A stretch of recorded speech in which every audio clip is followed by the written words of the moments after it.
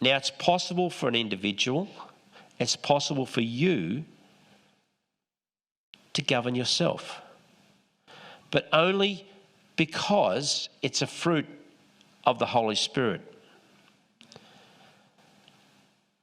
Because God has given humanity free will, there are people far from God who reject his rulership in their life.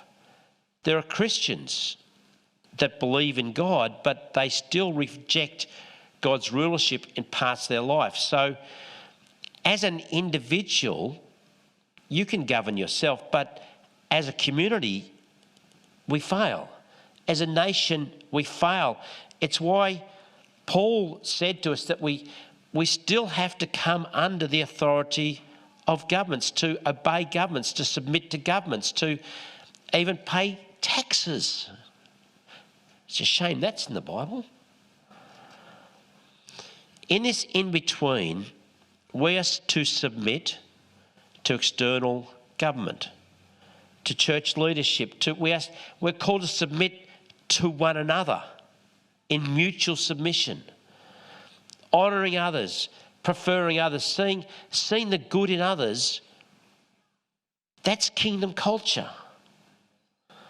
The path to self-government is total surrender to God. That's when you find your true self. When you are not governed by self-interest.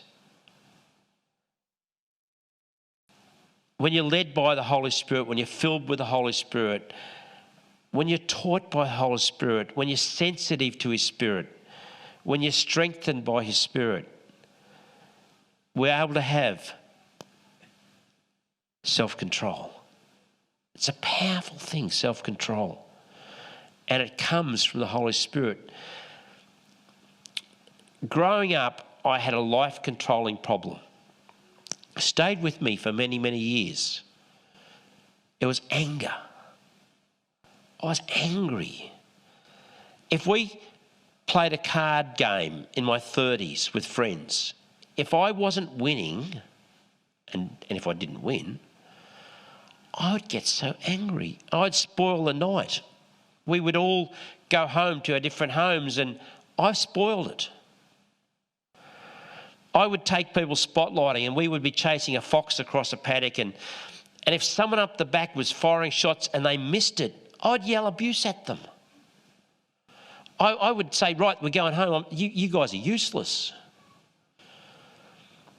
We were up the top of South Australia in the desert country and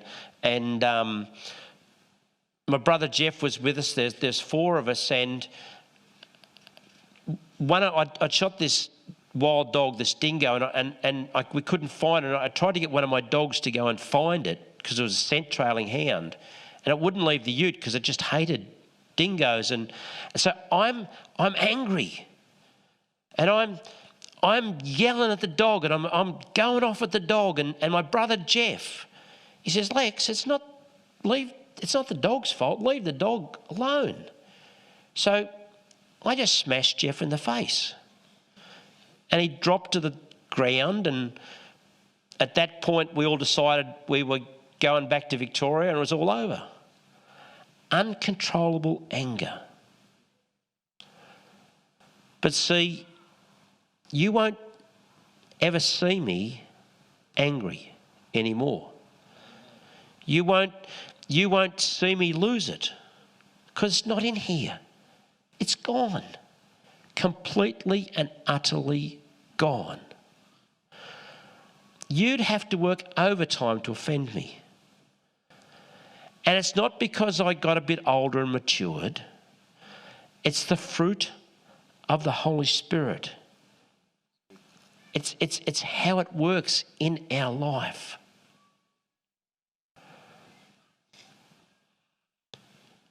Because self-control is a fruit, it's precious. I have walked up to an apricot tree and I've picked this apricot and it's this beautiful orangey colour with few little brown little specks on it. and it's plump, and it's warm from the sun, and you bite into it, and it's so sweet, and the flavour's so amazing.